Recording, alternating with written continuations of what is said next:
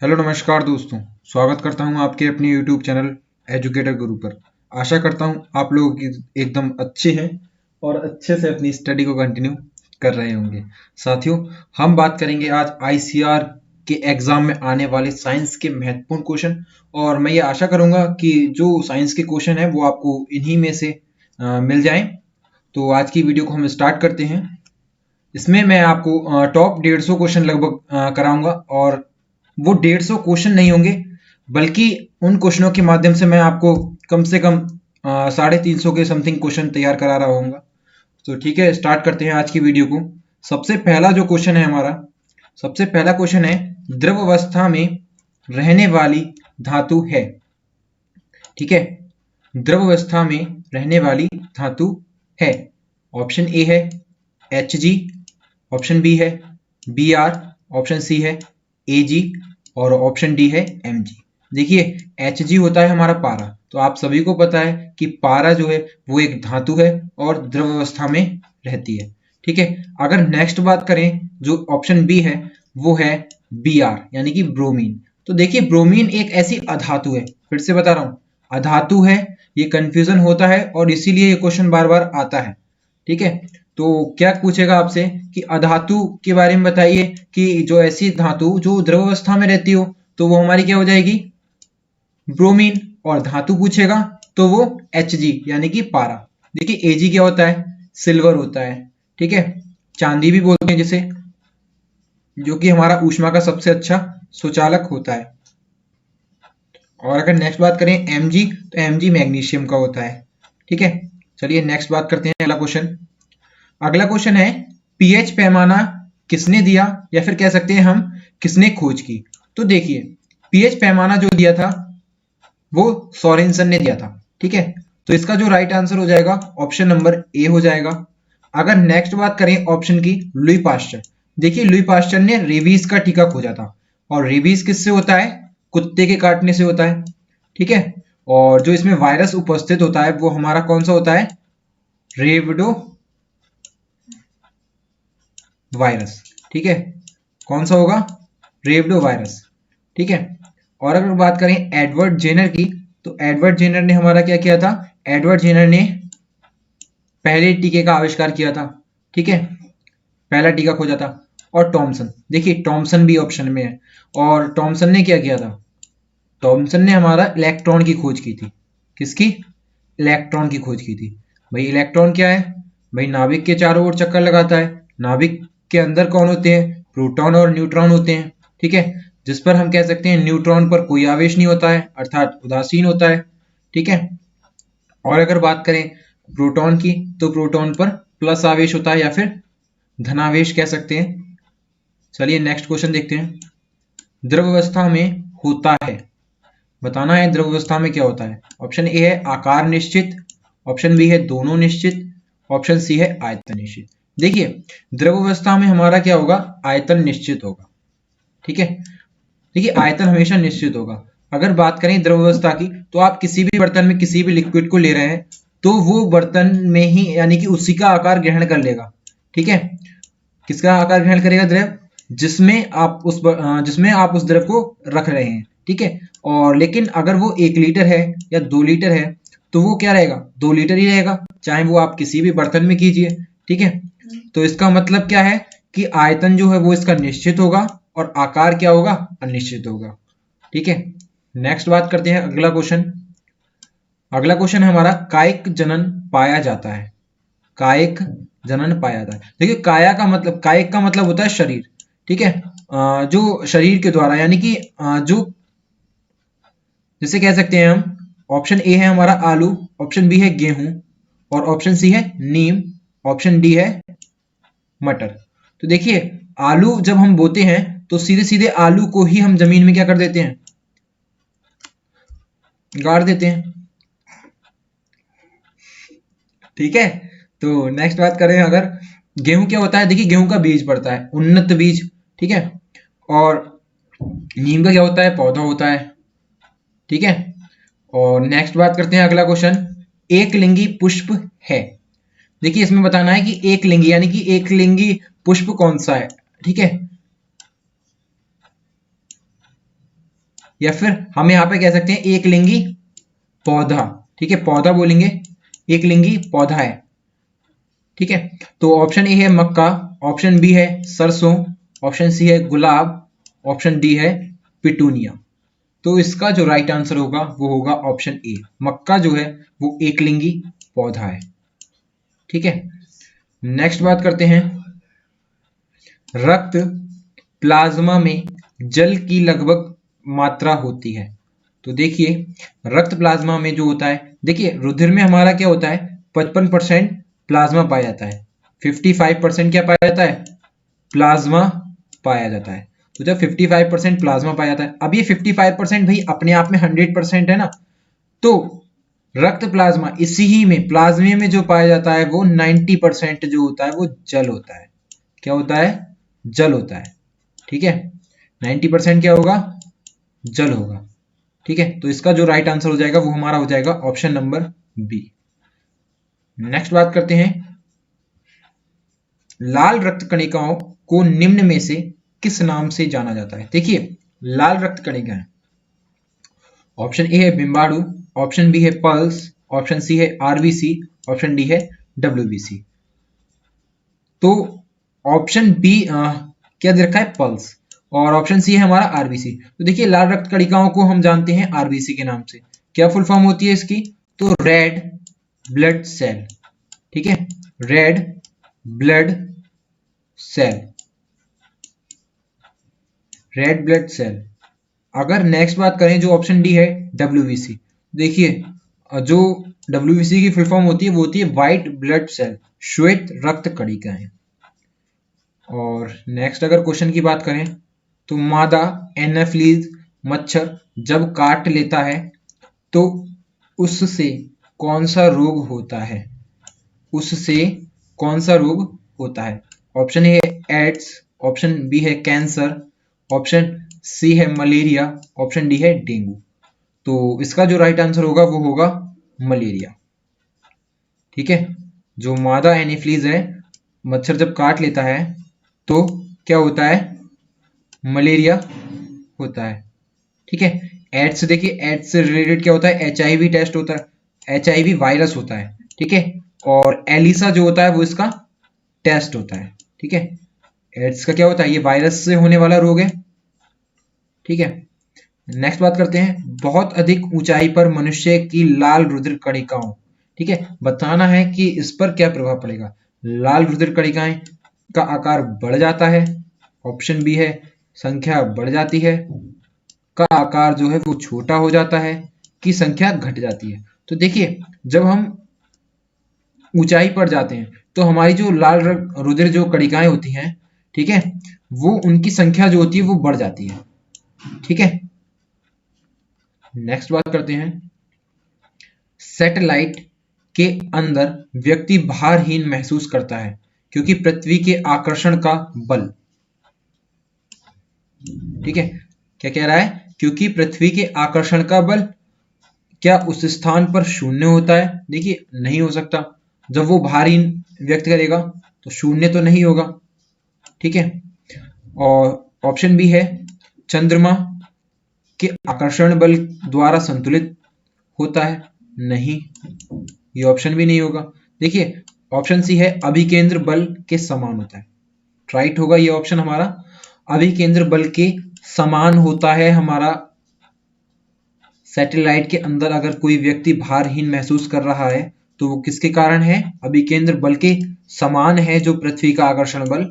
इसीलिए हमारा क्या है, जो सैटेलाइट में अंदर व्यक्ति बैठा होता है उसे भारहीन महसूस होता है। ठीक है, नेक्स्ट बात करें, कार्य का मात्रक क्या होता है। देखिए, कार्य का मात्रक हमारा होता है जूल। ठीक है, इसका राइट आंसर हो जाएगा ऑप्शन ए। नेक्स्ट बात करें अगर ऑप्शन बी की, तो यहां पर एन होगा, केल्विन होगा। ठीक है, तो केल्विन किसका मात्रक होता है, ताप का मात्रक होता है। ठीक है, और अगर बात करें वोल्ट, तो वोल्ट विभव का भी होता है और विभवांतर का भी होता है, तो दोनों का हमारा क्या होता है, वोल्ट होता है मात्रक। ठीक है, मीटर आपको पता ही है कि दूरी का मात्रक होगा। नेक्स्ट बात करें अगर फोटोग्राफी, इंपॉर्टेंट क्वेश्चन है, वैसे तो सारे इंपॉर्टेंट है, फोटोग्राफी में मुख्य रंग कौन से होते हैं। ठीक है, कई बार परीक्षा में पूछा गया है। ऑप्शन ए है लाल नीला पीला, ऑप्शन बी है लाल पीला हरा, ऑप्शन सी है लाल नीला हरा, और ऑप्शन डी है नीला पीला हरा। तो देखिए इसका जो राइट आंसर होगा लाल नीला हरा। तो इसका राइट आंसर है हमारा ऑप्शन नंबर सी। ठीक है, अगर नेक्स्ट क्वेश्चन की बात करें, किस मनुष्य के लिए स्वच्छ हवा की कितनी आवश्यकता हो, यानी कि किसी मनुष्य के लिए स्वच्छ हवा की कितनी मात्रा आवश्यक होती है। ठीक है, तो आवश्यक की बात कर रहा है, आवश्यकता की। तो जो आवश्यकता होती है ना वो 1000 घन फीट वायु। ठीक है, 1000 घन का मतलब क्या है भाई, 3। पावर जो हो जाएगी वो 3 हो जाएगी।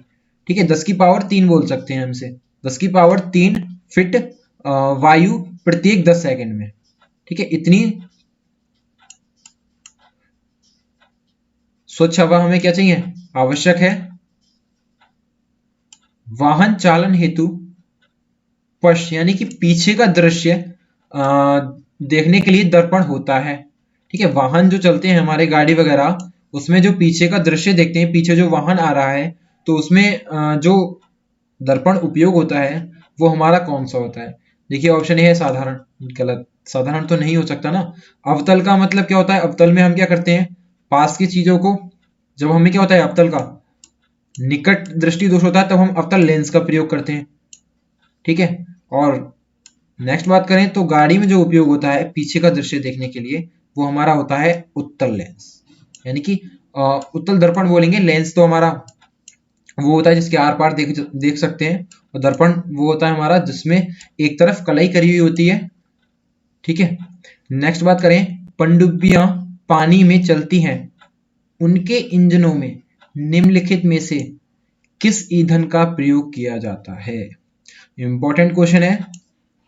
पहला है पेट्रोल तथा ऑक्सीजन, सेकंड ऑप्शन है हमारा डीजल, थर्ड ऑप्शन है बैटरी, और डी ऑप्शन है भाप। तो इसका जो राइट आंसर होगा भाप। ठीक है, आप ध्यान रखिए ये क्वेश्चन इंपॉर्टेंट है, पूछा जाएगा। तो इसका जो राइट आंसर हमारा क्या हो जाएगा, भाप। जो पनडुब्बी में पानी में चलती हैं वो हमारी, ठीक है, तो उनके इंजन में जो ईंधन का प्रयोग किया जाता है तो वो हमारा क्या होता है, भाप होता है। ठीक है, नेक्स्ट बात करें, क्यूरी किसकी इकाई है। ठीक है, ये बताना है क्यूरी किसकी इकाई है। ऑप्शन ए है हमारा रेडियो एक्टिव धर्मिता, ऑप्शन बी है ऊष्मा, ऑप्शन सी है ताप, ऑप्शन डी है कार्य। तो देखिए इसका जो राइट आंसर हो जाएगा वो हो जाएगा ऑप्शन ए, रेडियो एक्टिव धर्मिता की क्यूरी इकाई है। क्यों है, क्योंकि मैडम क्यूरी ने ही इसकी खोज की थी, इसीलिए इसका नाम जो है वो मतलब इकाई है वो क्यूरी पड़ी। ठीक है, नेक्स्ट बात करें ऊष्मा, तो ऊष्मा का मात्रक क्या होता है, कैलोरी होता है। ठीक है, और नेक्स्ट बात करें ताप, तो ताप का मात्रक क्या होता है भाई, डिग्री सेल्सियस भी होता है, केल्विन भी होता है। और नेक्स्ट बात करें डी ऑप्शन की कार्य, तो कार्य का मात्रक हमारा जूल होता है। नेक्स्ट बात करें दाब मापा जाता है, दाब मापा जाता है। ऑप्शन ए है बैरोमीटर, ऑप्शन बी है फेडोमीटर। ये देखिए दा होगा यहां पर, दा। ठीक है, तो ऑप्शन बी है फेडोमीटर, तो फेडोमीटर, और ऑप्शन सी है यूडोमीटर, ऑप्शन डी है स्फेग्नोमैनोमीटर। देखिए इसका जो राइट आंसर होगा वो हमारा होगा ऑप्शन नंबर ए, बैरोमीटर। दाब जो मापते हैं वायुमंडलीय दाब, वो हमारा किससे नापा जाता है, बैरोमीटर से। ठीक है, और अगर बात करें फेदोमीटर, तो फेदोमीटर में हम नापते हैं समुद्र की गहराई। क्या नापते हैं, समुद्र की गहराई। नेक्स्ट अगर बात करें यूडोमीटर, तो यूडोमीटर से हम मापते हैं वर्षा मापन, या फिर कह सकते हैं वर्षा की मात्रा का मापन करते हैं। और नेक्स्ट बात करें स्फिग्मोमैनोमीटर, तो इसके द्वारा हम नापते हैं रुधिर दाब यानी कि रक्तचाप। ठीक है, रक्तचाप। नेक्स्ट बात करें कितना होता है, 80 से 120 होता है हमारा, 80 से 120 Hg। ठीक है, नेक्स्ट बात करें पारसेक किसकी इकाई है, ऑप्शन ए है प्रकाश, ऑप्शन बी है दूरी, ऑप्शन सी है ताप, ऑप्शन डी है दोनों। तो देखिए इसका जो राइट आंसर होगा वो होगा ऑप्शन नंबर बी। पारसेक जो है वो हमारी दूरी की इकाई है। ठीक है, नेक्स्ट अगर देखें अगला क्वेश्चन, सबसे भारी धातु और सबसे हल्की धातु कौन सी है? तो बताना है पहले सबसे भारी धातु और हल्की धातु। ऑप्शन ए है ओस्मियम और लिथियम, ऑप्शन बी है लिथियम ओस्मियम, नेक्स्ट है हीलियम नाइट्रोजन, डी है सीजियम और एसबी यानी कि एंटीमनी। तो देखिए जो हमारी सबसे भारी धातु होती है वो होती है ओस्मियम। ओस्मियम हमारी क्या होगी? सबसे भारी धातु होगी। और हल्की धातु जो होती है वो हमारी लिथियम होती है। तो इसका जो राइट आंसर हो जाएगा ऑप्शन नंबर ए हो जाएगा। अगर आपसे उल्टा पूछ ले कि सबसे हल्की धातु और सबसे भारी धातु, तो हल्की वाली को हम पहले रखेंगे, तो इस कंडीशन में हमारा क्या हो जाएगा? ऑप्शन बी राइट हो जाएगा। लेकिन इस क्वेश्चन का आंसर क्या है हमारा? ए। ठीक है, अगर बात करें हीलियम, तो हीलियम और हाइड्रोजन क्या पाए जाते हैं भाई? सूर्य के पास पाई जाने वाली क्या है गैसें हैं? हीलियम। ठीक है, हीलियम क्या पाई जाती है? सूर्य के पास में पाई जाती है। और नाइट्रोजन जो है वो वायुमंडल में पाई जाती है। ठीक है, 78%, 78%। अगर नेक्स्ट बात करें सीजियम, तो सीजियम जो है वो हमारी सबसे सक्रिय धातु है। कह सकते हैं कि ये सबसे जल्दी क्रिया करती है। और एसबी की बात करें तो एसबी हमारा है एंटीमनी, ये हमारी उपधातु है। क्या है? उपधातु। ऐसी मतलब कह सकते हैं ऐसा तत्व है जो धातु के गुण भी प्रदर्शित करता है और अधातु के भी। ठीक है, नेक्स्ट अगर बात करें जिन्हें जूलॉजी के पिता के रूप में जाना जाता है। देखिए जूलॉजी के पिता किसे जाना जाता है? तो ऑप्शन ए है डार्विन, ऑप्शन बी है अरस्तु, ऑप्शन सी है लेमार्क और ऑप्शन डी है थियोफ्रेस्टस। ठीक है, तो इसका जो राइट आंसर हो जाएगा ऑप्शन नंबर बी आंसर हो जाएगा अरस्तु। अरस्तु को हम क्या जानते हैं? जूलॉजी का पिता जानते हैं। ठीक है, पिता के रूप में जाना जाता है। अगर बात करें स्पर्मोलॉजी, स्पर्मोलॉजी का अध्ययन है। ऑप्शन ए है बीज, ऑप्शन बी है पत्ती, ऑप्शन सी है फ्रूट, ऑप्शन डी है पराग अनाज। ठीक है, तो इसका जो राइट आंसर हो जाएगा हमारा हो जाएगा बीज। स्पर्मोलॉजी में हम बीज का अध्ययन करते हैं। देखिए लॉजी का मतलब होता है अध्ययन करना। और अगर आपको मिलता है कल्चर, जैसे वीटी कल्चर है, एपी कल्चर है, ठीक है, तो कल्चर का मतलब होता है पालन। ठीक है, नेक्स्ट अगर बात करें 1 ग्राम ग्लूकोज द्वारा जारी ऊर्जा है। 1 ग्राम ग्लूकोज द्वारा कितनी ऊर्जा जारी की जाती है? तो इसका जो राइट आंसर होगा वो हमारा होगा 4 किलो कैलोरी। तो 1 ग्राम ग्लूकोज में 4 किलो कैलोरी ऊर्जा होती है। लाल रक्त कणिकाओं यानी कि कोशिकाओं के बिना होता है। मतलब किसमें लाल रक्त कणिकाएं नहीं होती हैं? ए है ऑप्शन मेढक, ऑप्शन बी है केचुआ, ऑप्शन सी है स्नेक, ऑप्शन डी है मोर। तो इसका जो राइट आंसर होगा वो हमारा होगा ऑप्शन बी केचुआ। देखिए केचुआ को हम किसान का मित्र भी कहते हैं। और केचुए का जो अध्ययन है वो बर्मी कल्चर कहलाता है। ठीक है, बर्मी कल्चर। नेक्स्ट अगर बात करें निम्न में से कौन सा हाइड्रोजन का आइसोटोप है? बताना है कि कौन सा हाइड्रोजन का आइसोटोप है। पहला है ऑप्शन प्रोटियम, दूसरा है ड्यूटेरियम, तीसरा है ट्रिटियम और ऑप्शन डी है हमारा उपयुक्त सभी। तो देखिए इसका जो राइट आंसर होगा वो हमारा होगा ऑप्शन नंबर डी। तीनों ये हाइड्रोजन के समस्थानिक होते हैं। आपसे पूछ लेगा सीधे सीधे कि हाइड्रोजन के कितने समस्थानिक हैं? 3 हैं।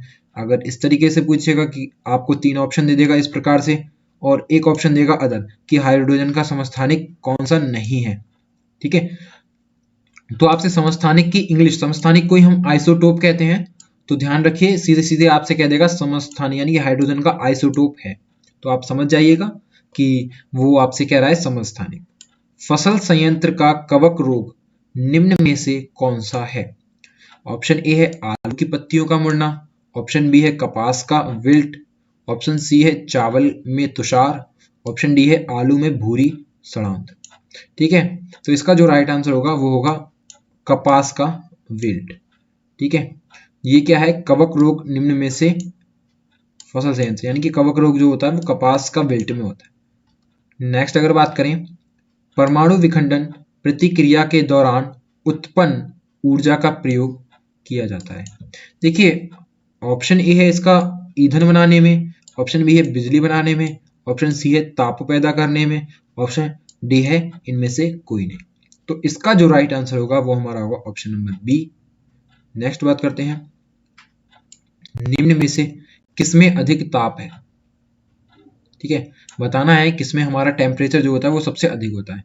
ऑप्शन ए है बर्फ, ऑप्शन बी है उबलता पानी, ऑप्शन सी है भाप, ऑप्शन डी है उपयुक्त सभी। तो देखिए इसका जो राइट आंसर होगा वो होगा ऑप्शन सी, भाप। देखिए बर्फ जो होता है, बर्फ से अगर हम द्रव अवस्था में बदल रहे हैं, ठीक है, कोई भी वस्तु अगर पदार्थ है वो ठोस अवस्था से द्रव अवस्था में जा रहा है, ठीक है, और सीधे ठोस अवस्था से अगर गैस अवस्था में जा रहा है, ठोस अवस्था से अगर वो द्रव अवस्था में नहीं आता है और सीधे गैस अवस्था में पहुंच जाता है, तो वो हमारी क्रिया कहलाती है ऊर्ध्वपातन।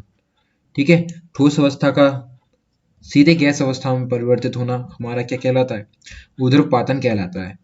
ठीक है, तो जो टेम्परेचर जो होगा वो हमारा इसमें भाप का क्या होगा, इसका तो राइट आंसर हो गया हमारा भाप। भाप में जो होता है वो अधिक ताप होगा, भाई भाप बन गई तभी तो वो अधिक टेम्परेचर, भाई टेम्परेचर दिया गया एक, जैसे जल का क्वथनांक क्या होता है 100 डिग्री सेल्सियस होता है, तो उस पर क्या होता है वो उबलने लगता है, ये क्या होगा बॉइलिंग पॉइंट हो गया।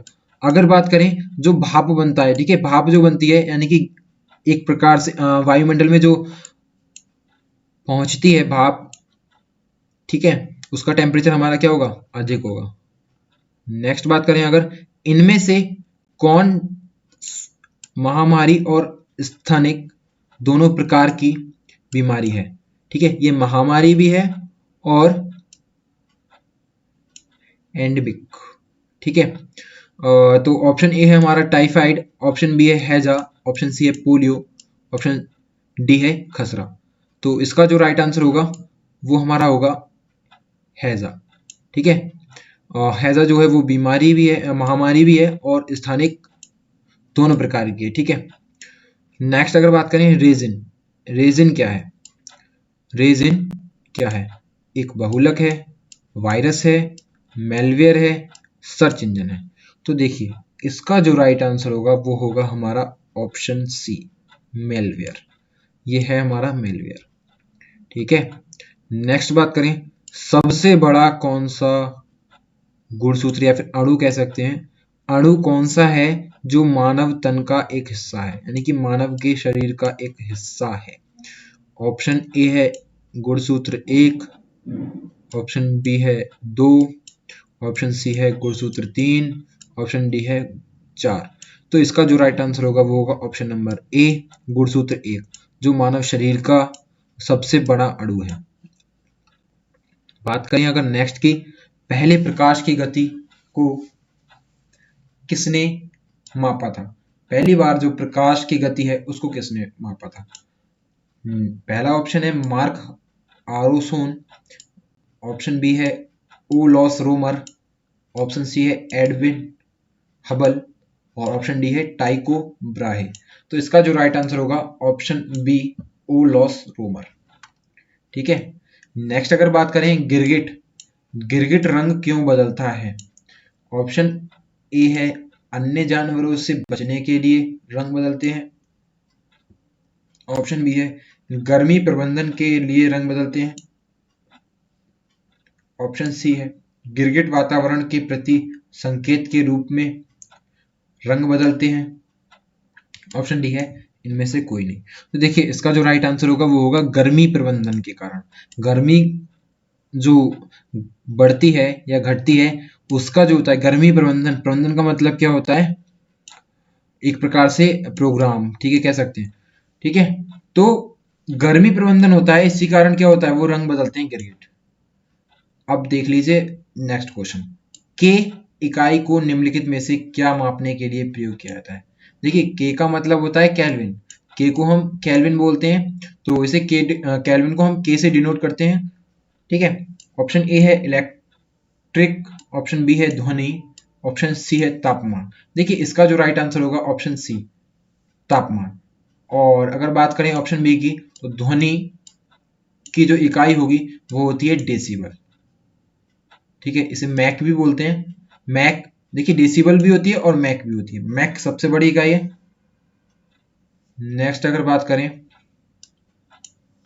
मानव शरीर में सबसे छोटी हड्डी कौन सी है? तो देखिए इसका तो आंसर स्टेपेज है, ऑप्शन नंबर बी। ठीक है, और अगर बात करें सबसे बड़ी हड्डी की, तो वो हमारी है फीमर, जो कहाँ पाई जाती है? जांग में पाई जाती है। मात्र दो ऊतक कौन से हैं जो खून से ऑक्सीजन प्राप्त नहीं करते? दो ऊतक बताने हैं जो खून से क्या करते हैं? ऊतक प्राप्त नहीं करते, यानी कि खून से ऑक्सीजन प्राप्त नहीं करते। तो ऑप्शन ए है नाखून और कॉर्निया, ऑप्शन बी है त्वचा और मस्तिष्क, ऑप्शन सी है उंगलियां और नाक, ऑप्शन डी है पैर और भुजा। तो इसका जो राइट आंसर होगा ऑप्शन नंबर ए, नाखून और कॉर्निया। ठीक है, इसमें हमारा जो होता है वो खून से ऑक्सीजन प्राप्त नहीं करते हैं। ठीक है, नेक्स्ट बात करें, आंख का कौन सा भाग आंख के रंग का निर्धारण करता है? तो बताना है हमें कि आंख का कौन सा भाग है जिससे रंग का निर्धारण होता है। ऑप्शन ए है पुतली, ऑप्शन बी है आइरिस, ऑप्शन सी है कॉर्निया, ऑप्शन डी है आईलिड। तो इसका जो राइट आंसर होगा ऑप्शन बी, आइरिस। आइरिस जो होता है वो भाग ऐसा है जो हमारे रंग का निर्धारण करता है। और कॉर्निया की बात करें, अगर हमें किसी को नेत्रदान करने हैं तो नेत्रदान में पूरी नेत्रदान नहीं की जाती है, उसका जो भाग है कॉर्निया, उसको हम दान करते हैं। नेक्स्ट अगर बात करें राइनो वायरस, राइनो वायरस की वजह बनता है। ठीक है, मतलब राइनो वायरस किससे होता है सीधी भाषा में कहा जाए तो ये पूछा है। ऑप्शन ए है आम जुकाम, सिर दर्द, कफ, घुटनों में दर्द। तो इसका जो राइट आंसर होगा आम जुकाम, जुकाम से जो होता है वो राइनो वायरस होता है। नाम में ही है वायरस, तो ये वायरस से जनित रोग है। विटामिन बी 1, देखिए विटामिन से रिलेटेड बहुत अच्छे क्वेश्चन आपके एग्जाम में पूछे जाएंगे। विटामिन बी 1, विटामिन बी 1 की कमी से कौन सी बीमारी होती है? ऑप्शन ए है रिकेटस। देखिए रिकेटस जो है वो विटामिन डी की कमी से होती है। विटामिन डी का अच्छा स्रोत कौन सा है? सूर्य का प्रकाश है। ठीक है, और अगर बात करें नेक्स्ट, इसका रासायनिक नाम की बात करें तो कैल्सीफेरॉल, इसका जो रासायनिक नाम होगा। नेक्स्ट अगर बात करें रतौंधी, तो रतौंधी होती है हमारे विटामिन ए की कमी से। ठीक है, अगर इसके ऑप्शन की बात करें जो विटामिन बी 1 की कमी से रोग होता है वो होता है हमारा beriberi. Option number D इसका राइट हो जाएगा। नेक्स्ट अगर बात करें, निम्नलिखित में से कौन विटामिन ए का सर्वोत्तम स्रोत है? ऑप्शन ए है गाजर, ऑप्शन बी है बैंगन, सी नींबू, डी है चावल मारी। तो इसका जो राइट आंसर हो जाएगा गाजर। देखिए गाजर जो है विटामिन ए का अच्छा स्रोत है। और नेक्स्ट बात करें नींबू, तो नींबू जो है विटामिन सी का अच्छा स्रोत है। नेक्स्ट अगर बात करें मानव शरीर में विटामिन ए भंडारित होता है। देखिए मानव शरीर में जो विटामिन होता है वो कहाँ भंडारित होगा? तो वो हमारा होता है यकृत, जैसे हम लीवर बोलते हैं। देखिए वृक, ऑप्शन डी है वृक किडनी। किडनी की जो इकाई है वो नेफ्रॉन होती है, और किडनी का अध्ययन क्या कहलाता है? हमारा नेफ्रोलॉजी। बात करें अगर सबसे बड़ा अंग जो हमारा कौन सा है, तो वो हमारा है त्वचा। देखिए त्वचा हमारा सबसे बड़ा अंग है। नेक्स्ट बात करते हैं, विटामिन ए एवं बी के आविष्कारक कौन है? देखिए विटामिन और बी के आविष्कार, ए और बी के जो हैं वो मैकुलन है। इसका जो राइट आंसर हो जाएगा ऑप्शन नंबर बी हो जाएगा। ऑप्शन नेक्स्ट क्वेश्चन है, गोल्डन चावल एक प्रचुरतम स्रोत है, यानी कि गोल्डन चावल में कौन सा विटामिन पाया जाता है? तो इसका जो राइट आंसर होगा वो होगा option number A, vitamin A. अगर बात करें विटामिन सी की, तो विटामिन सी हमारा खट्टे पदार्थों में पाया जाता है, एस्कार्बिक अम्ल बोलते हैं। और विटामिन डी किस में पाया जाता है? सूर्य के प्रकाश में। ठीक है, नेक्स्ट बात करें निम्न विटामिन में से किसमें कोबाल्ट होता है? कोबाल्ट, ठीक है। ऑप्शन ए है विटामिन के, तो विटामिन के में तो नहीं होता है। इसमें क्या होता है, ब्लड क्लॉटिंग होती है, यानी कि रक्त का थक्का यानी कि रुधिर का थक्का नहीं जमता है। ठीक है, अगर विटामिन के की कमी होती है हमारे शरीर में तब। नेक्स्ट बात करें विटामिन बी 12, तो विटामिन बी 12 जो है, ठीक है, बी 12, अब बी 12 का जो कोबाल्ट होता है, यानी कि कोबाल्ट है, वो हमारा बी 12 में पाया जाता है। ठीक है, नेक्स्ट बात करते हैं अगले क्वेश्चन की। निम्न में से साइनो कोबाल्विन है, ठीक है, बताना है कि साइनो कोबाल्विन किसका नाम है। विटामिन सी, इसका एस्कॉर्बिक होता है, ठीक है, और ऑप्शन बी है विटामिन बी 2, ऑप्शन सी है विटामिन बी 6, ऑप्शन डी है विटामिन बी 12। तो विटामिन बी 12 का ही जो नाम होता है, वैज्ञानिक कह सकते हैं, वो होता है साइनो कोबाल्विन। नेक्स्ट बात करते हैं विटामिन जो खट्टे फलों में पाया जाता है तथा चर्म को स्वस्थ रखने के लिए जरूरी होता है, यानी कि त्वचा को सुरक्षित रखने के लिए जरूरी होता है। तो खट्टी जितनी भी चीजें होती हैं उनमें हमारा क्या पाया जाता है, विटामिन सी पाया जाता है, विटामिन सी। तो इसका जो राइट आंसर होगा ऑप्शन नंबर सी हो जाएगा। नेक्स्ट बात करें अगर विटामिन ई का महत्वपूर्ण स्रोत निम्नलिखित में से कौन सा है। अगर विटामिन ई की स्रोत की बात करें तो वो हमारा है गेहूं अंकुर का तेल, ठीक है, गेहूं अंकुर का तेल जो है वो विटामिन ई का महत्वपूर्ण स्रोत है। नेक्स्ट बात करें नपुंसकता या बांध्यता बोलते हैं या बांझपन बोलते हैं, किस विटामिन की कमी के कारण होता है। ऑप्शन ए है vitamin A, vitamin E, vitamin D, vitamin के। देखिए ब्लड क्लॉटिंग विटामिन के से होता है, विटामिन ए से रतौंधी होता है, और इसका जो राइट आंसर होगा वो हमारा होगा option number B, vitamin E. ठीक है, नेक्स्ट बात करते हैं जल में घुलनशील विटामिन है। तो देखिए जल में घुलनशील विटामिन होते हैं हमारे बी और सी। तो बी सी हमारे क्या हो जाएंगे, जल में घुलनशील हो जाएंगे। इसका जो राइट आंसर हो जाएगा हमारा ऑप्शन नंबर सी हो जाएगा, ए और बी दोनों। ठीक है, नेक्स्ट बात करते हैं रक्त को थक्का यानी कि रक्त का थक्का जमाने में सहायक कौन सा विटामिन होता है। अभी बताया था, तो विटामिन के जो होता है वो रक्त का थक्का जमाने में सहायक होता है। देखिए विटामिन से आपको एक या दो क्वेश्चन जरूर मिलेगा आपके पेपर में। ठीक है, नेक्स्ट बात करते हैं कोशिका का जीवित अंश जीव द्रव्य कहलाता है। ठीक है, और यह किससे बना होता है।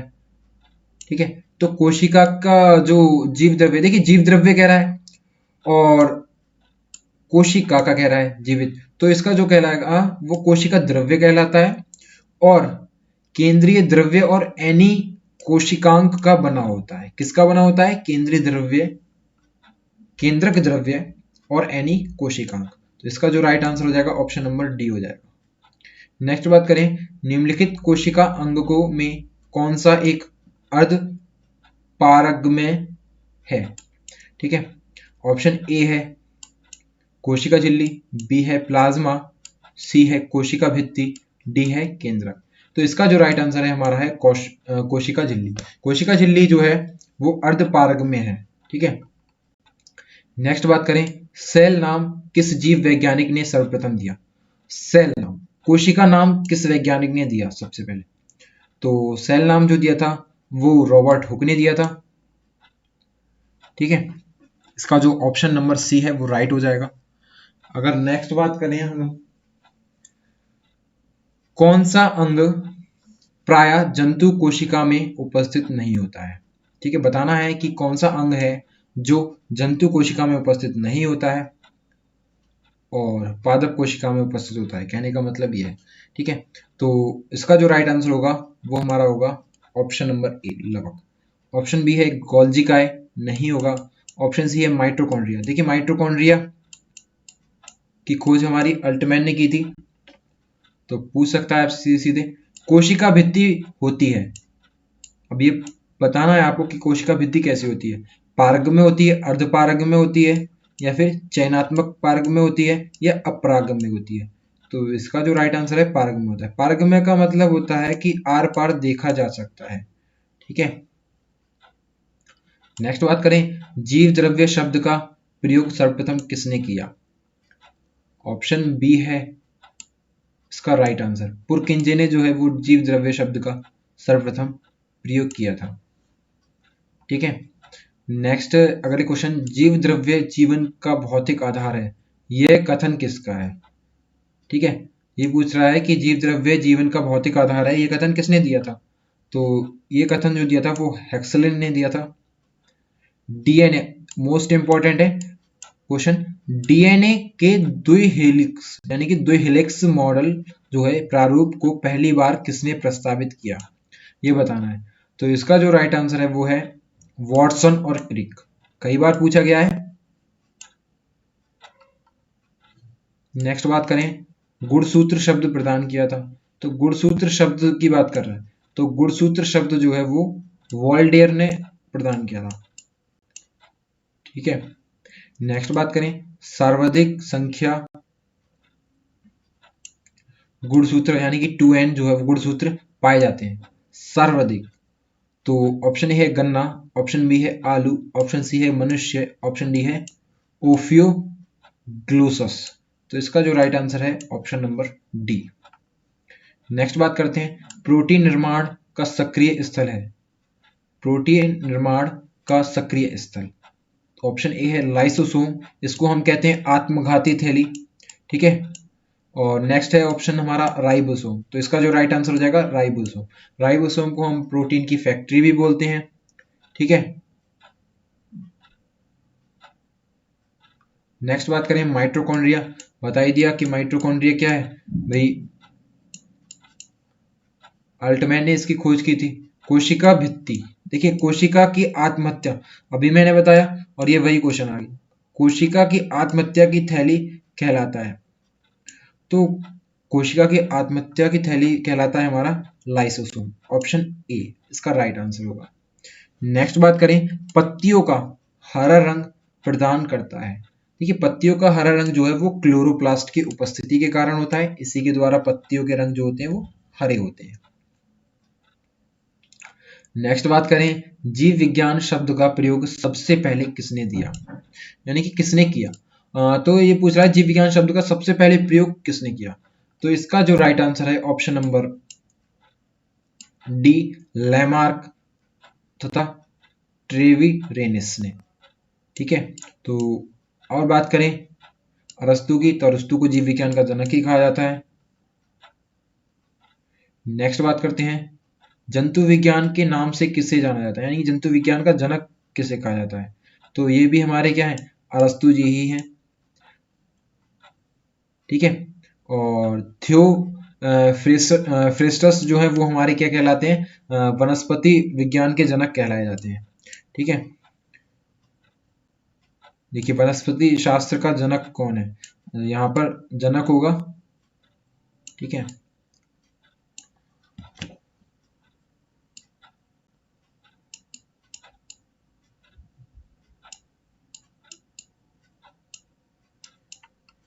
नेक्स्ट बात करते हैं, चिकित्सा शास्त्र का जनक किसे कहा जाता है, देखिए चिकित्सा शास्त्र का जनक कहा जाता है हिप्पोक्रेटस को। देखिए अरस्तु जो है वो जीव विज्ञान के जनक है और जंतु विज्ञान के जनक है। नेक्स्ट बात करें अगर थियोफ्रेस्टस की, तो थियोफ्रेस्टस हमारे हैं वनस्पति शास्त्र के जनक। ठीक है, और हिप्पोक्रेटस जो है वो हमारे हैं चिकित्सा शास्त्र के। और ये अगला क्वेश्चन है हमारा, बॉटनी शब्द की उत्पत्ति किससे का, यानी कि बॉटनी शब्द की उत्पत्ति किस भाषा से हुई है। ठीक है, तो इसका जो राइट आंसर होगा वो होगा ऑप्शन नंबर डी ग्रीक भाषा से हुई है।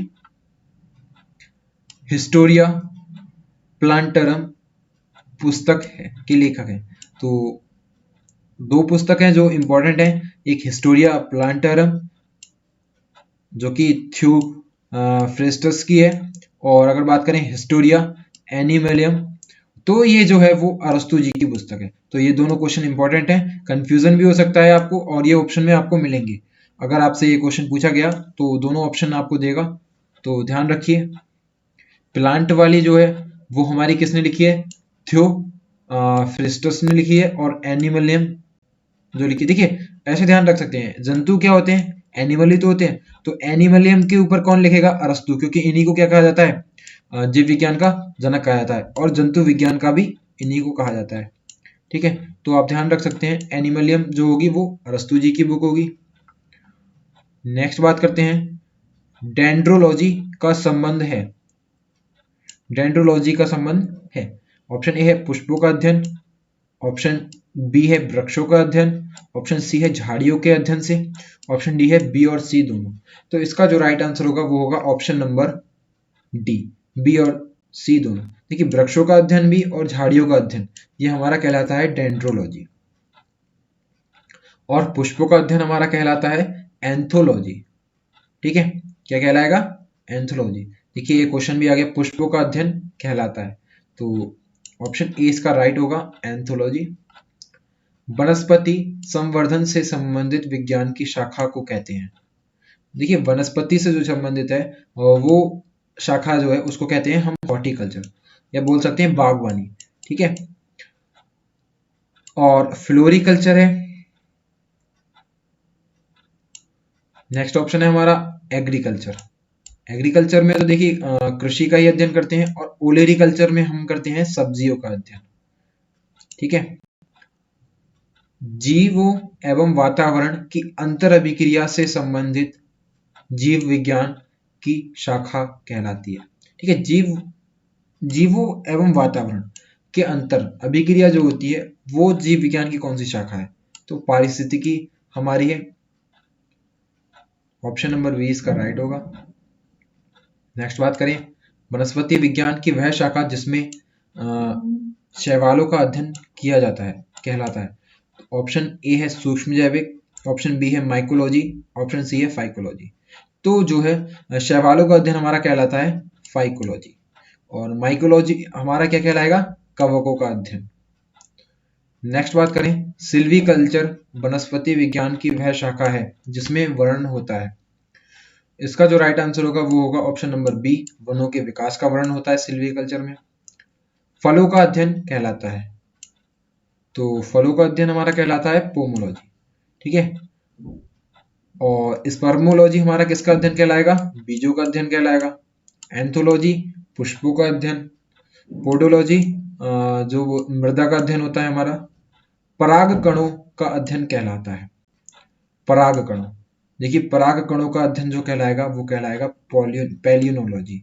ऑप्शन नंबर इसका बी राइट आंसर हो जाएगा। पोमोलॉजी हमारा फलों का अध्ययन है, फाइकोलॉजी हमारा शैवाल का अध्ययन है, और माइकोलॉजी हमारा कवक का अध्ययन है। साग सब्जी उत्पन्न करने वाले पौधों का अध्ययन, देखिए साग सब्जी का अध्ययन जो है वो ओलेरिकल्चर कहलाएगा। ऑप्शन नंबर ए इसका राइट हो जाएगा। सेरिकल्चर हमारा रेशम के कीट पालन से होता है, रेशम के कीटों का अध्ययन। पीसी कल्चर मछलियों मत्स्य पालन का अध्ययन। ठीक है, नेक्स्ट बात करते हैं पौधों की आंतरिक संरचना का अध्ययन कहलाता है। इसका जो राइट आंसर होगा वो होगा ऑप्शन नंबर सी, शारीरिकी कहलाता है पौधों का आंतरिक संरचना का अध्ययन। नेक्स्ट बात करें निम्नलिखित में से एक कौन सा युग्म सम्मिलित नहीं है? फूलों की खेती फ्लोरिकल्चर, ठीक है। ऑप्शन बी है फसलों की खेती एग्रोनॉमी, ठीक है। सब्जियों की खेती, देखिए सब्जियों की खेती हॉर्टिकल्चर नहीं होती है, ये इसका राइट आंसर हो जाएगा।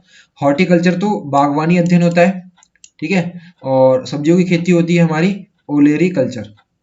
फलों की खेती होती है ऑप्शन इसका जो राइट आंसर है हमारा ऑप्शन नंबर सी है, फलों की खेती हमारी कहलाती है पोमोलॉजी। बहुत ही गाढ़े अम्लीय विलयन का पीएच मान कितना होता है? इसका जो क्वेश्चन है, देखिए इसका जो राइट आंसर होगा वो होगा हमारा ऑप्शन नंबर डी, 0 से कम। देखिए 7 से अधिक होगा तो वो विलयन हमारा क्या होगा? क्षारीय होगा, और 7 होगा तो वो हमारा क्या होगा? उदासीन होगा। एग्जाम्पल में जल ले सकते हैं, जल हमारा उदासीन होता है, ना ही अम्लीय होता है ना वो क्षारीय होता है, और 7 से कम होगा हमारा तो अम्लीय होगा। जैसे नींबू का पीएच मान, नींबू के रस का पीएच मान जो होता है वो हमारा कैसा होता है? अम्लीय होता है, ठीक है। अम्ल स्वाद में क्या होते हैं? खट्टे होते हैं। और बात करें अम्ल क्या होते हैं, तो अम्ल हमारे जल में घुलने पर H+ आयन देते हैं, या फिर कह सकते हैं अगर दूसरी परिभाषा की बात करें तो अम्ल वे पदार्थ हैं जो जल में घुलने पर प्रोटॉन देते हैं। नेक्स्ट अगर बात करें खाने के बाद लार का पीएच मान कितना होता है। खाने के बाद, तो खाने के बाद जो लार का पीएच मान होता है वो होता है ऑप्शन नंबर बी 5.8। यदि कोई विलयन क्षारीय है तो लिटमस टेस्ट का परिणाम होगा। देखिए अम्ल जो होता है वो नीले को लाल कर देता है, ब्लू को रेड कर देगा, ठीक है, यानी कि नीले को लाल कर देता है। तो जब क्षारीय होगा विलयन, तो जब क्षार को क्या कर देगा, वो लाल को नीला कर देगा, भाई उल्टा कर देगा। अम्ल में क्या होगा, नीले को लाल, और क्षार में क्या होता है, लाल को नीला। तो इसका जो राइट आंसर होगा ऑप्शन नंबर ए होगा। शुद्ध एल्कोहल का पीएच मान कितना होता है। ऑप्शन ए है 7, ऑप्शन बी है 7.33, ऑप्शन डी है 8 और हमारा जो ऑप्शन सी है 7.80। तो इसका जो राइट आंसर होगा वो होगा ऑप्शन नंबर बी 7.33 जो होता है वो शुद्ध जल का पीएच शुद्ध एल्कोहल का पीएच मान होता है। नेक्स्ट बात करें निम्नलिखित में से धातु है, तो पहचानना है धातु कौन सी है। बाकी सारी हमारी क्या है होंगी, उपधातु होगी या फिर अधातु होगी, ठीक है। ऑप्शन ए है नाइट्रोजन, देखिए नाइट्रोजन उप अधातु होती है। ऑक्सीजन, ऑक्सीजन भी हमारी अधातु होती है। कॉपर, Cu, कॉपर हमारी धातु होती है। इसका जो राइट आंसर हो जाएगा ऑप्शन नंबर सी हो जाएगा। डी सल्फर है, ठीक है। नेक्स्ट बात करें अगर अगले क्वेश्चन की, इनमें विद्युत और ऊष्मा का सुचालक पदार्थ है। देखिए ऊष्मा और विद्युत का सुचालक पदार्थ कौन होता है, भाई धातु होता है, ठीक है। ऑप्शन ए है अधातु, देखिए अधातु तो ऊष्मा का कुचालक होगा। ऑप्शन बी इसका जो है राइट आंसर होगा धातु। नेक्स्ट अगर बात करें अगले क्वेश्चन की, अगला क्वेश्चन है हमारा बॉक्साइड निम्नलिखित में से किस धातु का अयस्क है। ऑप्शन ए है magnesium Mg, sodium Na, D है बेरियम और सी है एल्यूमिनियम। तो एल्यूमिनियम का अयस्क जो है वो हमारा बॉक्साइड है। इसका जो राइट आंसर होगा ऑप्शन नंबर सी होगा। अगला क्वेश्चन देखें, निम्नलिखित में किस धातु पर वायु का प्रभाव नहीं पड़ता। बताना है कि वायुमंडल में खुला रखने पर किस धातु पर वायु का प्रभाव नहीं पड़ेगा। ऑप्शन नंबर ए है गोल्ड, ऑप्शन बी है सोडियम, ऑप्शन सी है लोहा, ऑप्शन डी है तांबा। इसका जो राइट आंसर होगा ऑप्शन नंबर ए होगा गोल्ड। गोल्ड का संकेत चिन्ह क्या है, प्रतीक चिन्ह बोल सकते हैं AU। तो सोने पर जो होता है वो वायुमंडल में खुला रखने पर कोई प्रभाव नहीं पड़ता है। बात करें अगर नेक्स्ट की, लोहे से जिंक लेपित करने की क्रिया। लोहे से जिंक को जिंक का लेप चढ़ाने की क्रिया क्या कहलाती है, तो वो हमारी कहलाती है गैल्वेनीकरण। ऑप्शन नंबर बी, ठीक है। नेक्स्ट बात करें निम्नलिखित में से कौन सा आयनिक यौगिक है। आयनिक यौगिक का मतलब होता है या तो वो प्लस आयन दे या फिर माइनस आयन दे, आयनों में टूट जाए, ठीक है। तो ऑप्शन ए है HCN, हाइड्रोसाइनाइड नहीं होगा। ऑप्शन सी है CCl4, ऑप्शन सी है ऑप्शन डी है CO2 और ऑप्शन जो हमारा नेक्स्ट है वो है KCl। तो इसका जो राइट आंसर होगा KCl होगा। तो जो ये हमारा है जल में घोलने पर ये हमें K प्लस और Cl माइनस आयन देगा, ठीक है। नेक्स्ट अगर बात करते हैं ब्रोमीन अधातु की अवस्था होती है। देखिए ब्रोमीन क्या होती है, अधातु होती है और इसकी अवस्था कैसी होती है, लिक्विड फॉर्म में होती है। तो इसका जो राइट आंसर होगा वो होगा ऑप्शन नंबर सी। सक्रियता श्रेणी में सबसे क्रियाशील धातु है। विद्युत रासायनिक श्रेणी में जो सबसे ऊपर स्थान मिलेगा जिसे, वो हमारी सबसे क्रियाशील धातु होगी। देखिए सबसे ऊपर किसको स्थान मिला है, Na को मिला है। तो इसका जो राइट आंसर होगा हमारा Na हो जाएगा, सोडियम। नेक्स्ट बात करें निम्नलिखित में से किसे चाकू से काटा जा सकता है, किस धातु को हम चाकू से काट सकते हैं। तो इसका जो राइट आंसर होगा हमारा होगा लिथियम। ऑप्शन नंबर ए, लिथियम को हम चाकू से काट सकते हैं। लिथियम है, पोटेशियम है और सोडियम है, ये तीनों धातु हमारी ऐसी हैं जिनको हम चाकू से काट सकते हैं। नेक्स्ट बात करें अगर निम्नलिखित में से कौन सा लवण समुद्री जल में पाया जाता है। देखिए समुद्री जल में कौन सा पाया जाता है, समुद्री जल में पाया जाता है सोडियम क्लोराइड। सोडियम क्लोराइड का फॉर्मूला होता है NaCl तो इसका जो राइट आंसर हो जाएगा option number D, NaCl right है। ठीक है, नेक्स्ट बात करें अगर शुद्ध सोना कितने कैरेट का होता है। ठीक है, शुद्ध सोना जो कितने कैरेट का होता है वो हमारा होता है ऑप्शन नंबर ए, 24 कैरेट का।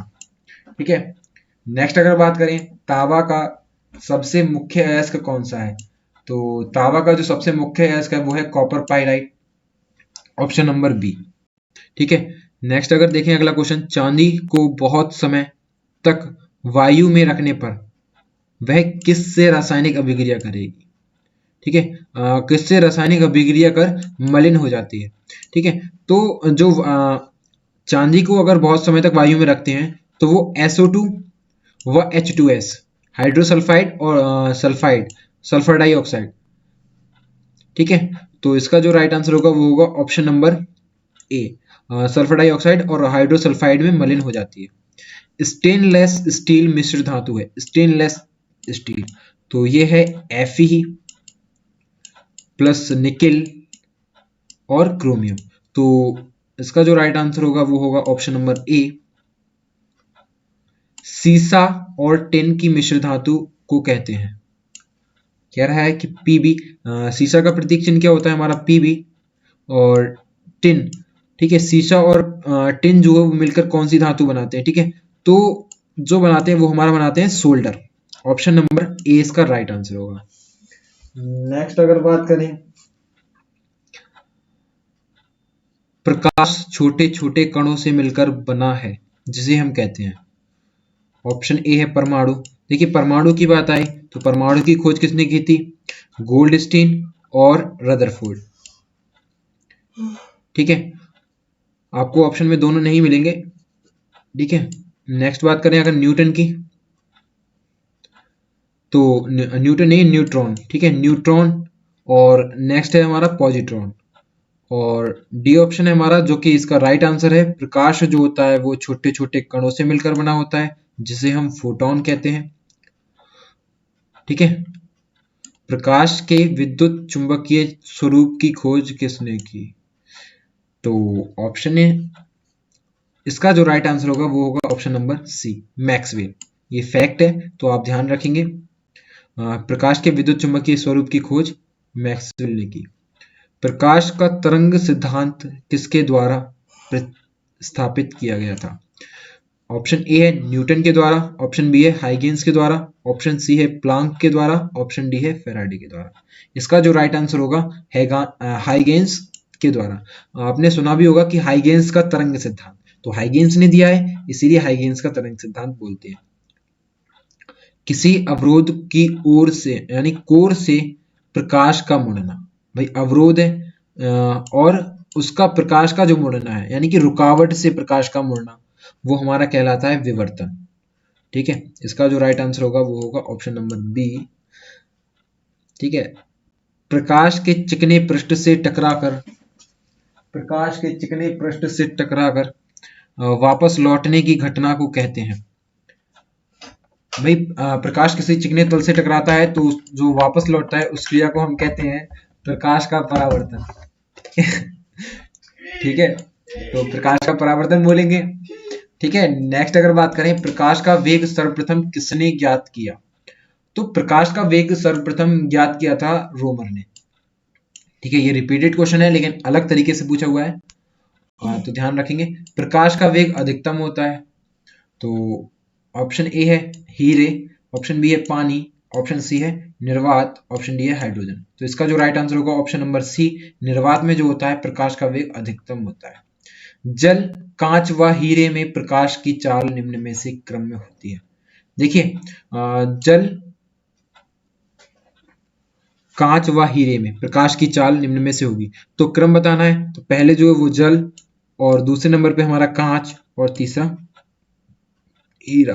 प्रकाश की चाल जल में पहले, फिर कांच में, फिर हीरे में, तो सबसे अधिक जल में, फिर कांच में, फिर हीरे में। नेक्स्ट अगर बात करें परमाणु की खोज किसने की थी, तो रदरफोर्ड ने की थी। ठीक है, और इलेक्ट्रॉन की खोज हमारी चैडविक ने की थी। थॉमसन, देखिए इलेक्ट्रॉन की खोज जो की थी थॉमसन ने की थी, ठीक है, और प्रोटॉन की खोज जो की थी वो की थी चैडविक ने, और केविंडिश ने की थी हमारी हाइड्रोजन की खोज। तो इसका जो राइट आंसर है ऑप्शन नंबर ए है। साइलेंट वैली कहाँ पर स्थित है? तो साइलेंट वैली जो है वो केरल में स्थित है। ये जीएस का भी क्वेश्चन है और आपके विज्ञान में भी। निर्वात में प्रकाश की चाल होती है 3 गुणा 10 की घात 8 मीटर पर सेकंड जो है वो निर्वात में प्रकाश की चाल होती है। बहुत ही फेमस क्वेश्चन है और सीधे सीधे क्वेश्चन पूछ लेता है आपसे। मानव शरीर की सबसे बड़ी ग्रंथि कौन सी है? देखिए, मानव शरीर की सबसे बड़ी ग्रंथि जो है वो है यकृत, लीवर बोलते हैं। सबसे छोटी ग्रंथि की बात करेगा तो वो हमारी है पीयूष ग्रंथि, मस्तिष्क में होती है, ठीक है। और थायराइड ग्रंथि की बात करें तो ये हमारी अंतःस्रावी, आपसे पूछेगा कि सबसे छोटी अंतःस्रावी ग्रंथि, सबसे बड़ी अंतःस्रावी ग्रंथि कौन सी है, तो वो हमारी है थायराइड। और सबसे बड़ी ग्रंथि केवल पूछेगा तो यकृत। आग्नेय की बात करें तो आग्नेय हमारी, आग्नेय में हमारा क्या होता है, जठर ग्रंथि पाई जाती है, जठर रस, ठीक है, जिसमें हमारा क्या होता है, जठर रस उपस्थित होता है और HCl उपस्थित होता है। नेक्स्ट अगर बात करें शरीर की सबसे बड़ी हड्डी कौन सी है, तो शरीर की सबसे बड़ी हड्डी जो है वो हमारी है फीमर, ठीक है। ऑप्शन नंबर ए इसका राइट आंसर होगा। अगर स्टेपेज की बात करें तो स्टेपेज हमारी कान की हड्डी होती है जो कि सबसे छोटी हड्डी है, ठीक है। तो आपसे या तो बड़ी हड्डी पूछेगा या फिर छोटी हड्डी पूछेगा, तो ध्यान रखेंगे आप। और इनेमल की बात करें तो इनेमल जो होता है वो हमारा शरीर का मतलब सबसे मजबूत पदार्थ होता है, ठीक है। नेक्स्ट अगर बात करें किडनी की इकाई होती है, तो किडनी जो होती है, किडनी की इकाई होती है वो हमारी होती है नेफ्रॉन, ठीक है। और बात करें अगर किडनी की इकाई का यानी किडनी का जो अध्ययन कहलाता है वो कहलाता है नेफ्रोलॉजी। नेक्स्ट अगर बात करें आकाश का नीला रंग दिखाई देता है, ऑप्शन ए है प्रकाश का प्रवर्तन, ऑप्शन बी है प्रकाश का अपवर्तन, ऑप्शन सी है प्रकाश का प्रकीर्णन। तो इसका राइट आंसर होगा वो होगा ऑप्शन नंबर सी, प्रकाश का प्रकीर्णन। नेक्स्ट है तारों का टिमटिमाना किसका उदाहरण है? देखिए तारों का टिमटिमाना जो है वो प्रकाश का अपवर्तन का उदाहरण है। ऑप्शन नंबर बी इसका राइट आंसर होगा, ठीक है। नेक्स्ट अगर बात करें निम्न में से एक उत्प्रेरक का कार्य करता है, उत्प्रेरक का कार्य जो करता है वो हमारा Fe करता है, आयरन बोलते हैं जिसे हम, ठीक है। Au क्या है, सोना है, ठीक है। और Al एल्यूमिनियम, एल्यूमिनियम का इसका हमारा बॉक्साइड मेन होता है। नेक्स्ट बात करें उपधातु कौन सी है, उपधातु को पहचाना है। देखिए Fe जो है वो धातु है, एल्यूमिनियम भी हमारी धातु है, ब्रोमीन हमारी क्या है, ऐसी अधातु है जो लिक्विड अवस्था में रहती है। Sb जो है वो धातु और अधातु दोनों का गुण प्रदर्शित करती है, एंटीमनी बोलते हैं। तो ये उपधातु हो गई हमारी, ऑप्शन नंबर सी राइट हो गया। पोटेशियम और कैल्शियम के अयस्क को पहचानिए, पोटेशियम नाइट्राइड और कैल्शियम कार्बोनेट। तो इसका जो राइट आंसर होगा वो ऑप्शन नंबर ए होगा, पोटेशियम नाइट्राइड यानी कि KNO3 और कैल्शियम कार्बाइड CaCO3, ठीक है।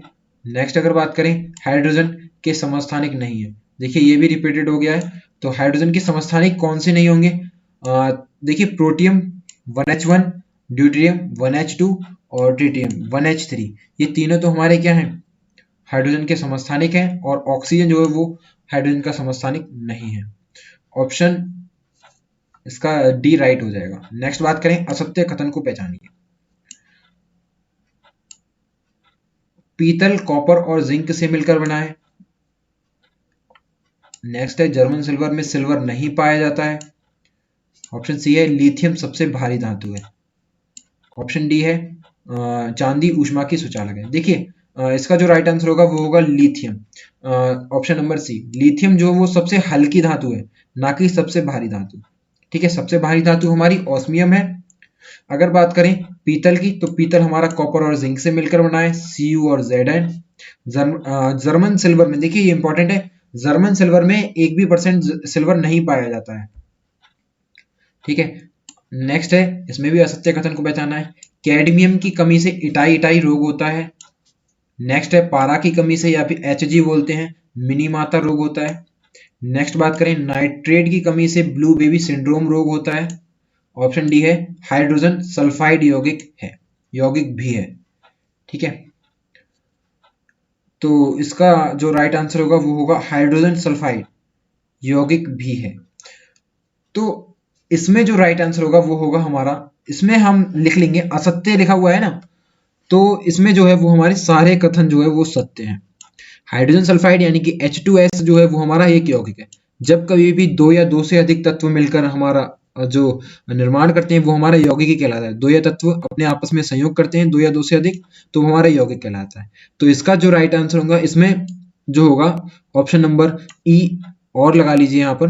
तो ऑप्शन नंबर ई में क्या होगा, इनमें से कोई नहीं। तो इनमें से कोई भी असत्य नहीं है, सभी हमारे क्या हैं, सत्य हैं। कैडमियम की कमी से इटाई इटाई रोग होता है, पारा की कमी से मिनीमाता रोग होता है, ठीक है, और नाइट्रेट की कमी से ब्लू बेबी सिंड्रोम होता है, और हाइड्रोजन सल्फाइड एक यौगिक भी है, तो यौगिक है।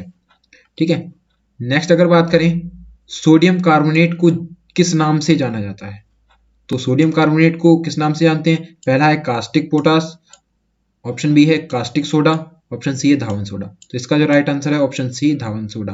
आवर्त सारणी के अंतर्गत कुल कितने तत्व हैं, तो तत्वों की संख्या बतानी है।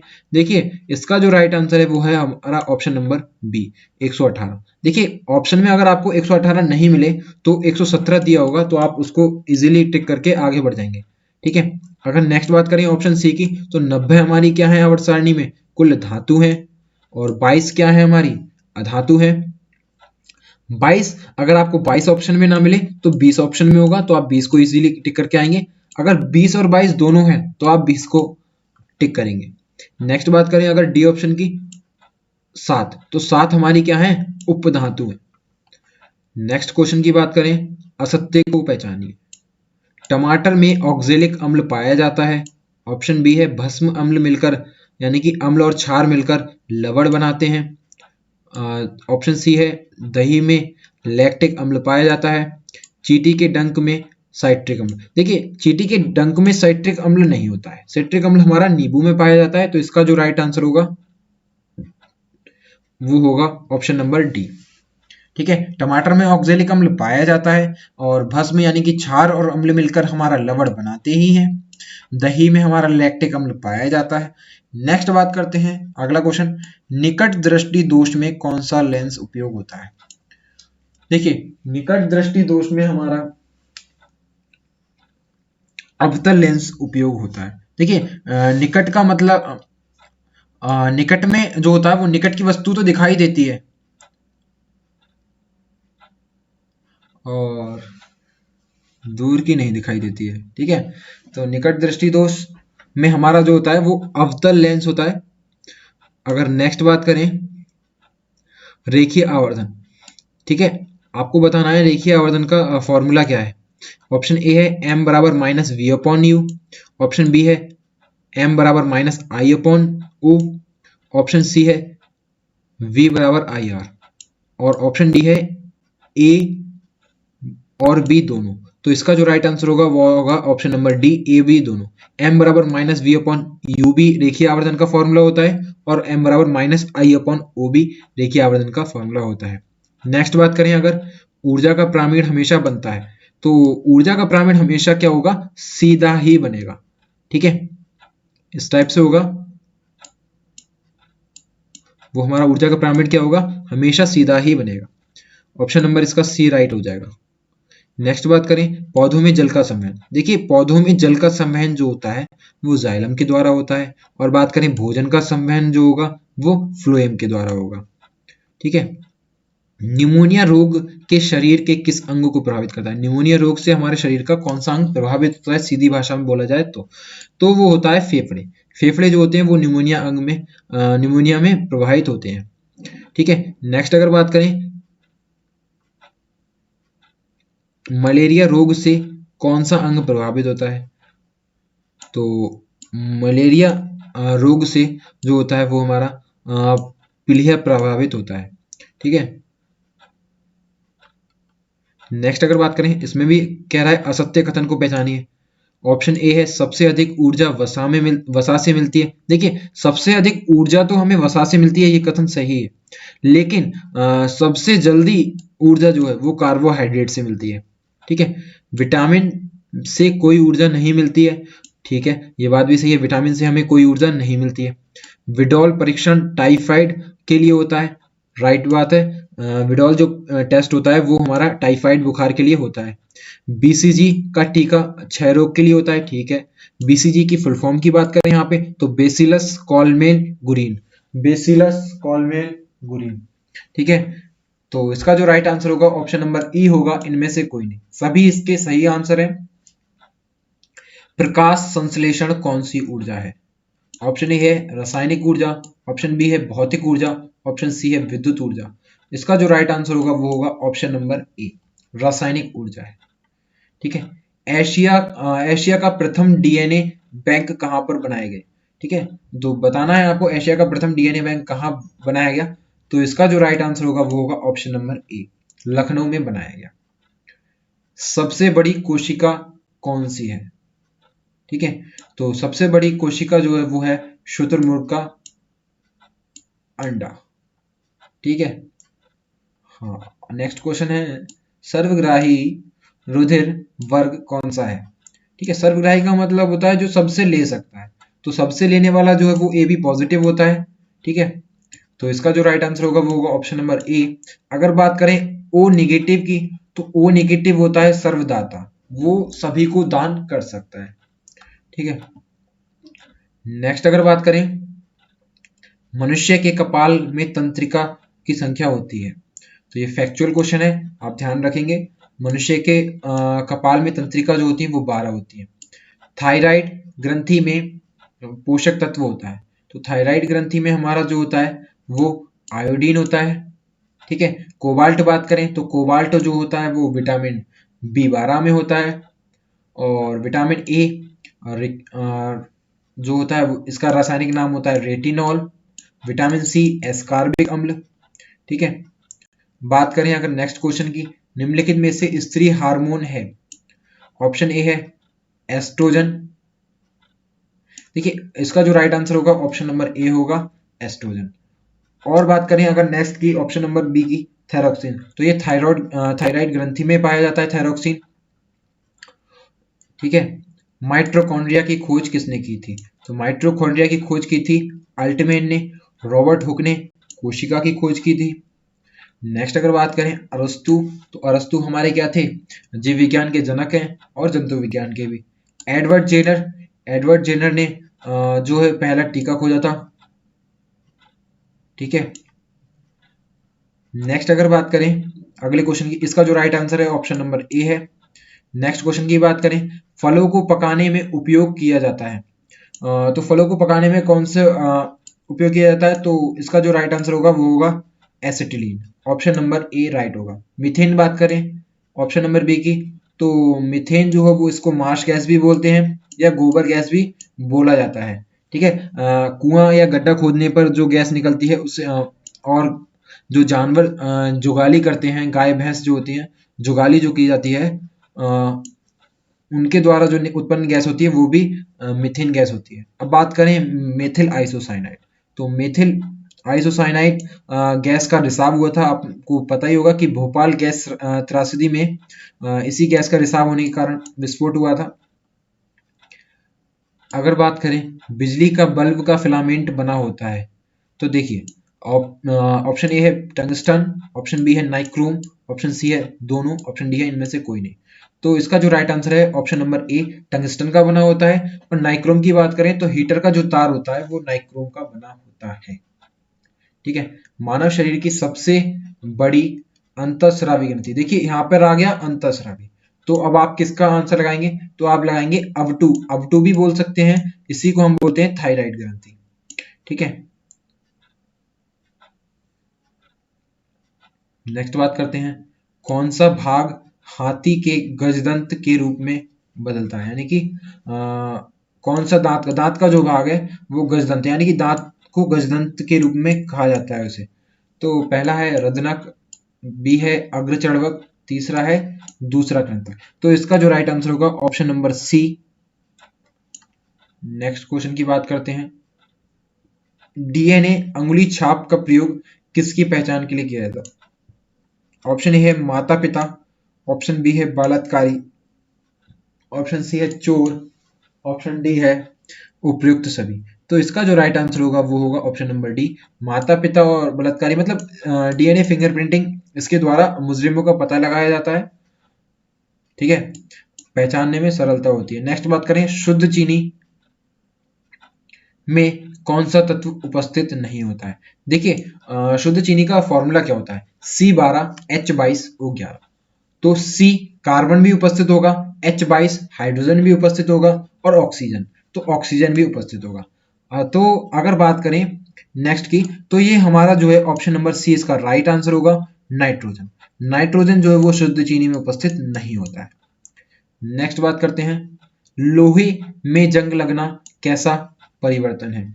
भौतिक परिवर्तन, विद्युत रासायनिक परिवर्तन या वैद्युत परिवर्तन?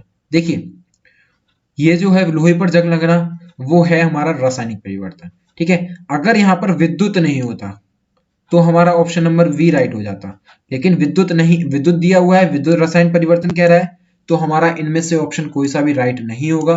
ऑप्शन नंबर डी पर जाएंगे हम, इनमें से कोई नहीं। रासायनिक परिवर्तन का मतलब क्या होता है? रासायनिक परिवर्तन का मतलब ये होता है कि कोई भी वस्तु, अगर हम जैसे बात करें दूध से दही जो बनाया जाता है, तो या फिर दूध से पनीर का बनना, ये हम बन गया तो फिर दोबारा प्राप्त नहीं कर सकते ना, हम दही से दूध प्राप्त नहीं कर सकते। तो जब दोबारा कोई भी चीज नहीं प्राप्त कर सकते, वो हमारा है रासायनिक परिवर्तन। और भौतिक परिवर्तन हमारा वो होता है जहां हम किसी भी चीज को दोबारा प्राप्त कर सकते हैं, जैसे चीनी और पानी का मिश्रण या फिर नमक और पानी का मिश्रण, इसको हम दोबारा प्राप्त कर सकते हैं। पीतल किससे मिलकर बना है? ऑप्शन ए है तांबा और टिन, ऑप्शन बी है टिन और सीसा, ऑप्शन सी है तांबा और जिंक। तो इसका जो राइट आंसर होगा वो होगा तांबा और जिंक से मिलकर बना है पीतल, पिताजी। नेक्स्ट अगर बात करें, निम्न राशियों में से कौन सी सदिश नहीं है? देखिए आपको बताना है सदिश। देखिए सदिश का मतलब क्या है, दिशा से, जिसमें दिशा की आवश्यकता हो, और अदिश का मतलब है जिसमें दिशा की आवश्यकता ना हो। ऑप्शन ए है गतिज ऊर्जा, ऑप्शन बी है त्वरण, ऑप्शन सी है रेखीय संवेग, ऑप्शन डी है विस्थापन। देखिए इसका जो राइट आंसर हो जाएगा वो हो जाएगा हमारा ऑप्शन नंबर ए, गतिज ऊर्जा। गतिज ऊर्जा हमारी सदिश राशि नहीं है, तो गतिज ऊर्जा क्या हो गई, अदिश राशि हो गई, ठीक है। रेखीय संवेग, विस्थापन और त्वरण ये हमारी क्या है, सदिश राशि है, ठीक है। नेक्स्ट अगर क्वेश्चन की बात करें, सदिश राशि है, सदिश राशि है, ऑप्शन ए है दूरी, ऑप्शन बी है चाल, ऑप्शन सी है वेग, ऑप्शन डी है द्रव्यमान। तो इसका जो राइट आंसर होगा वो होगा ऑप्शन नंबर सी, वेग, ठीक है। वेग हमारी क्या है, सदिश राशि है। बाकी दूरी, चाल और द्रव्यमान ये हमारी क्या है, अदिश राशि है, ठीक है। तो कुछ महत्व, देखिए ये हमारे क्वेश्चंस हो गए, और मैं कुछ इंपॉर्टेंट वन लाइनर भी लेकर आया हूँ, जो क्वेश्चंस अगर बच गए हैं तो वो इसमें कंप्लीट हो जाएंगे, ठीक है। वायुमंडल के बादलों के तैरने का कारण है, ठीक है। वायुमंडल में जो बादल तैरते हैं उसका कारण क्या है, तो उसका कारण है घनत्व, वो अपने घनत्व डेंसिटी के कारण तैरते हैं। अगर बात करें, समुद्र में प्लवन करते आइसबर्ग का कितना भाग समुद्र की सतह से ऊपर रहता है? देखिए समुद्र में जो गति यानी कि तैर रहा है जो आइसबर्ग, उसका जो है वो 1/10 भाग, अगर मान लीजिए 60 मान लीजिए 100 किलोग्राम है, तो 100 का 1/10 कितना हो जाएगा, 10 किलोग्राम। तो 10 किलोग्राम जो होगा वो क्या होगा, समुद्र की सतह पर तैरेगा। नेक्स्ट बात करें, जब कोई नाव नदी से समुद्र में प्रवेश करती है तो थोड़ी क्या होती है? भाई जब नाव नदी से समुद्र में प्रवेश करेगी तो थोड़ी ऊपर की ओर उठ जाती है। अब नेक्स्ट है, पानी का घनत्व अधिकतम होता है, तो पानी का घनत्व होता है वो 4 डिग्री सेल्सियस होता है। अगर एग्जैक्ट बात करें तो 3.98 डिग्री सेल्सियस होता है, तो लगभग ये 4 डिग्री होता है, इसीलिए हम इसे पूरा 4 डिग्री सेल्सियस बोलते हैं। वस्तु की मात्रा बदलने पर अपरिवर्तित रहता है, रहेगा। देखिए कभी भी किसी भी वस्तु की अगर मात्रा बदल रहे हैं हम, तो उसका जो घनत्व है वो हमारा क्या रहेगा, अपरिवर्तित रहेगा। तैराक को नदी के मुकाबले समुद्री पानी में तैरना आसान क्यों लगता है? तैराक को नदी के मुकाबले समुद्री पानी में तैरना आसान क्यों लगता है? तो भाई क्यों लगेगा? तैराक को नदी के मुकाबले समुद्री पानी में तैरना आसान क्यों लगता है?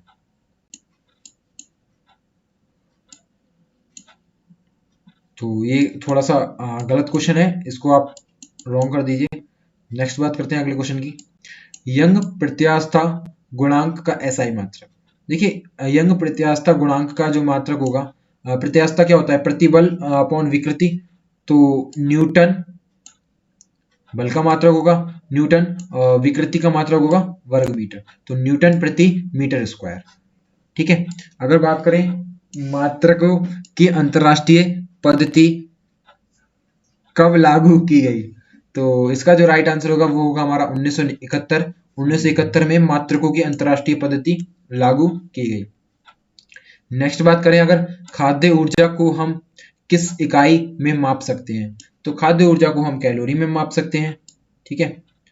नेक्स्ट बात करें विद्युत धारा की इकाई क्या है, तो विद्युत धारा की इकाई हमारी एम्पियर है। एसआई पद्धति में लेंस की शक्ति की इकाई क्या होती है, वो हमारी डायोप्टर होती है। ठीक है। अगर बात करें नेक्स्ट कैंडेला का मात्रक क्या होता है, तो कैंडेला हमारा होता है ज्योति तीव्रता। देखिए जूल की इकाई है, जूल की इकाई जो है वो हमारी ऊर्जा है। ठीक है। ऊर्जा की इकाई जो है वो हमारी जूल है और ऊष्मा की जो है वो कैलोरी है। ल्यूमेन किसका मात्रक है? ज्योति फ्लक्स का मात्रक जो है वो ल्यूमेन है। ठीक है। अब ये नेक्स्ट कह रहा है क्यूरी किसकी इकाई का नाम है, तो इसका जो राइट आंसर होगा, ये तो हमने क्वेश्चन में भी कंप्लीट कर लिया है, रेडियो एक्टिव धारिता का। ठीक है। धर्मिता का जो वो है वो क्यूरी मात्रक है। ठीक है। नेक्स्ट बात करें दाब का मात्रक क्या होगा, तो दाब का मात्रक है हमारा पास्कल। नेक्स्ट बात करें अगर कार्य का मात्रक, तो कार्य का मात्रक है हमारा जूल। अगर अगला देखें प्रकाश वर्ष इकाई है, तो प्रकाश वर्ष जो है वो हमारी दूरी की इकाई है। जड़त्व का माप क्या है, जड़त्व का माप जो है वो हमारा है द्रव्यमान। ठीक है।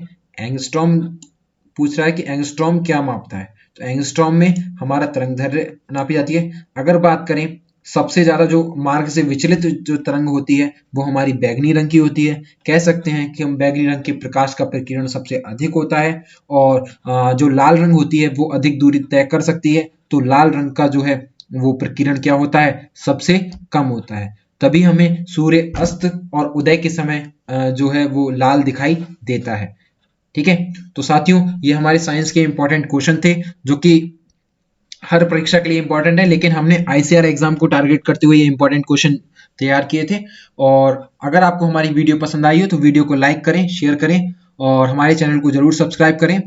और अगर ऐसी ही वीडियो आप आगे पाना चाहते हैं आईसीआर एग्जाम के लिए इंपॉर्टेंट क्वेश्चंस की हर सब्जेक्ट की, तो हमें कमेंट करके जरूर बताएं।